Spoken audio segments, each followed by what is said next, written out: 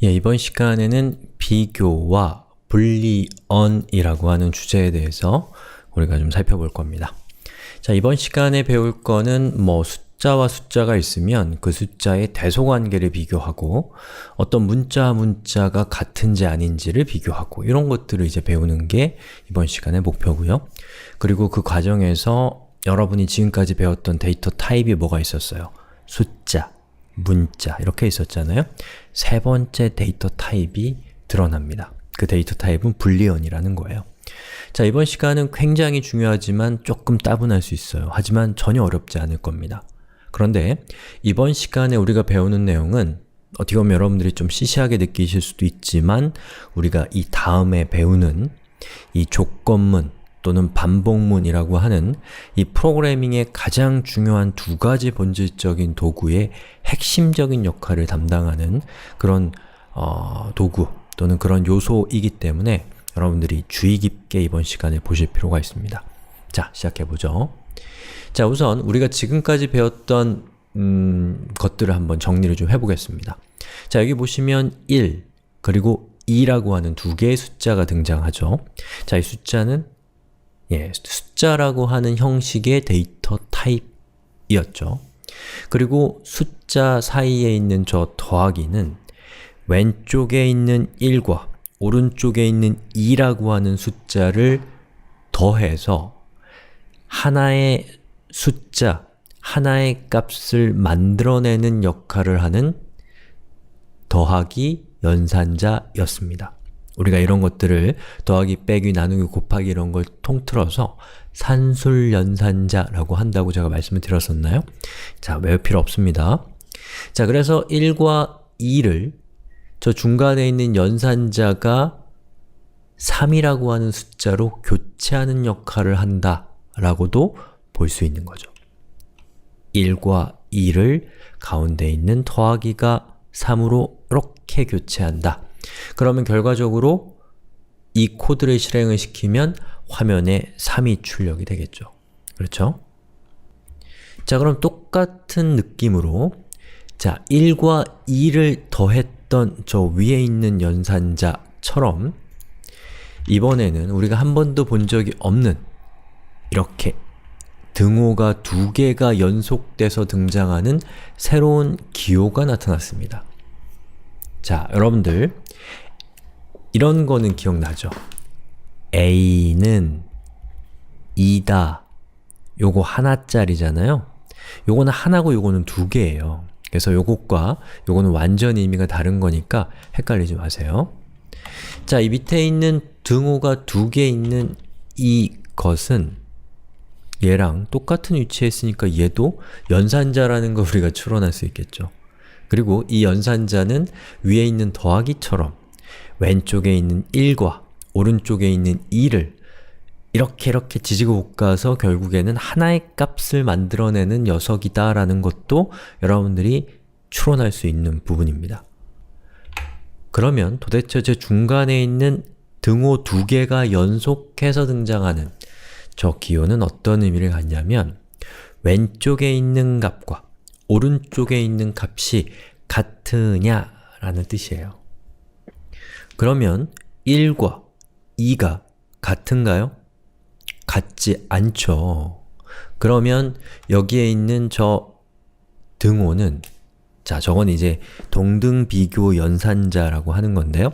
이 동등비교 연산자는 위에 있는 더하기 연산자처럼 어떤 값을 만들어내는데 어떤 값을 만들어내냐면 보시는 것처럼 거짓이라고 하는 값을 만들어내는 겁니다. 자, 다시 한번 볼까요? 1과 2는 다르잖아요. 그런데 같으냐 라고 했으니까 아니면 1과 2가 같다 라고 했으니까 이것은 거짓말이 되기 때문에 저 중간에 있는 동등비교 연산자라고 하는 것은 여기에 마치 거짓이라고 하는 값이 있는 것처럼 처리한다는 거예요. 자, 저기 제가 한글로 거짓이라고 적어놓은 것은 그냥 여러분들의 이해를 돕기 위한 거고 진짜 표현은 뒤에서 배우게 될 겁니다.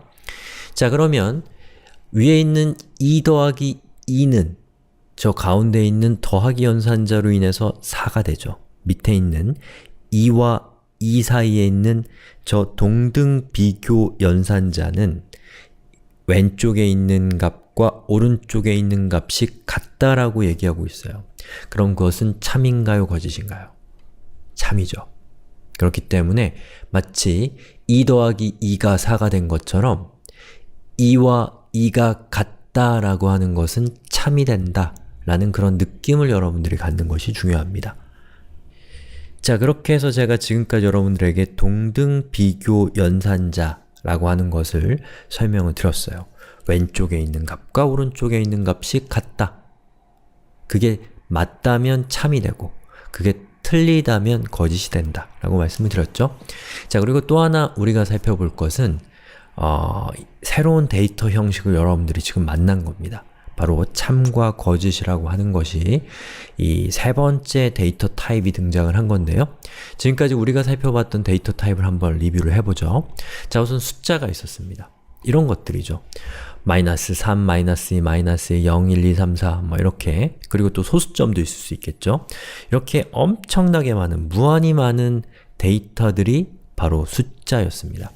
즉, 숫자라고 하는 데이터 형식은 무한히 많은 데이터들을 포용하고 있는, 그것들을 가리키는 데이터 형식인 거죠.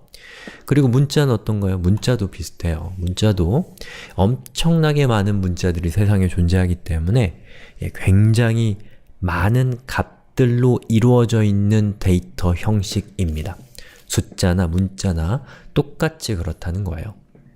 자, 그렇다면 우리가 이번 시간에 살펴본 동등 비교 연산자를 통해서 만들어낸 참과 거짓이라고 하는 저 값은 어떤 데이터 형식일까요? 자, 그 전에 이 참이라는 것이 영어로는 true, 거짓은 false라고 하는 걸로 사용이 됩니다. 이거는 뒤에서 또 살펴볼 거고요. 아무튼 이 true와 false라고 하는 참과 거짓이라고 하는 이 두 개의 데이터들은 어디에 소속되어 있냐면 바로 불리언이라고 하는 세 번째, 여러분들이 배우는 세 번째 데이터 형식에 속해 있는 두 개의 값입니다. 숫자, 무한히 많죠? 문자도 거의 무한히 많아요. 그런데 불리언이라는 데이터 타입은 두 개의 값으로만 이루어져 있다 라는 것만 일단 이해하시면 되겠습니다. 자, 그럼 우리가 실제로 코드를 살펴보기에 앞서서 이 불리언, 뭔가 이름이 이상하죠? 이 불리언이라고 하는 데이터 타입의 이름의 유래를 재미삼아서 한번 알아볼까요? 자, 바로 조지 부울이라고 하는 이 수학자, 이 논리학에 굉장히 중요한 역할을 한 이 수학자의 이름을 기리기 위해서 만든 이름이 불리언입니다. 조지 부울이란 이름에 이 부울이라고 하는 단어가 들어가 있죠.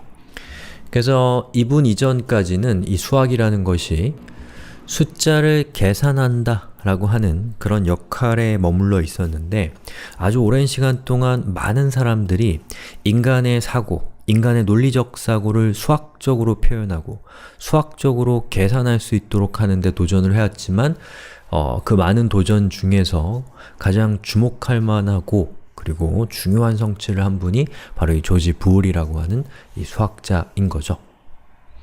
그래서 이분의 그 성취를 기리기 위해서 우리는 이제 불리언이라는 데이터 형식을 쓰는 건데요. 그 불리언은 true와 false 이 두 가지로 이루어져 있다 라는 거죠. 그래서 이 조지 부울이라고 하는 이 수학자도 사실은 자신의 성취가 오늘날 우리가 쓰고 있는 컴퓨터와 같은 기계가 될 수 있을 거라고 생각하지는 못했어요.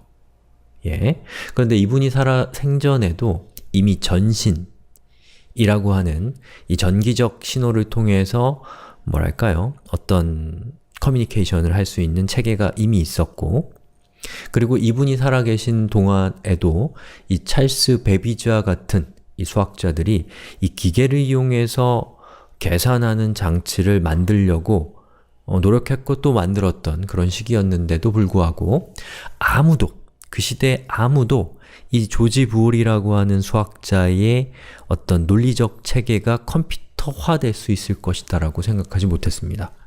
그러다 또 한 명의 중요한 천재가 나타납니다. 바로 이 클로드 셰넌이라고 하는 과학자가 1930년대에 이 조지 부울의 논리적인 체계가 이 전기적인 체계와 결합해서 컴퓨터와 같은 장치를 만들 수 있다라는 것을 알아내게 돼요. 그래서 이 조지 부울 그리고 이 클로드 셰넌이라고 하는 이 중요한 이 과학자들에 의해서 컴퓨터라는 기계가 등장하게 되는 것이죠. 물론 컴퓨터의 역사는 이보다 훨씬 더 복잡하겠지만 우리가 지금 보고 있는 이 논리적인 체계라고 하는 것을 상징하는 이 불리언이라고 하는 맥락에서는 이 두 분이 굉장히 중요한 역할을 했다는 것만 그냥 이야기 삼아서 말씀드리는 거고요. 여러분들 그 학교 다닐 때 학창 시절에는 그 명제라고 하는 부분을 이 고등학교 1학년 때 배우거든요. 그래서 그것이 아마 지금 우리가 배우고 있는 수업과 아주 밀접한 관계에 있는 내용이고요. 물론 명제 수업 안 배우셨어도 상관없고 또는 여러분들 수학을 포기하셨어도 상관없습니다. 저도 이제 이 수업을 만들기 위해서 명제 파트를 다시 한번 봤는데 어려워요. 어렵습니다. 그러니까 여러분들이 그 학교 다닐 때 그 명제나 이런 것들 어려웠다고 해서 우리 수업 못 듣는 거 절대 아니니까 마음 편하게 가지시고 제 수업을 들으시면 됩니다. 그리고 나중에 여러분들이 이 프로그래밍을 통해서 논리적인 트레이닝을 충분히 받은 다음에 쉽게 여러분이 좀 더 엄격한 논리적인 체계를 세우고 싶다면 그때의 고등학교의 명제 수업을 다시 듣던지 아니면 수학의 논리학이라는 분야를 한번 파보시는 것도 제가 생각하기엔 좋은 접근 방법이 되지 않을까 싶습니다. 아무튼 이 논리, 또 불리언, 비교 이런 거 전혀 어려운 거 아니니까 우리 다음 시간에는 코드를 직접 다뤄보면서 이러한 것들이 어떻게 동작하는지를 살펴보도록 합시다.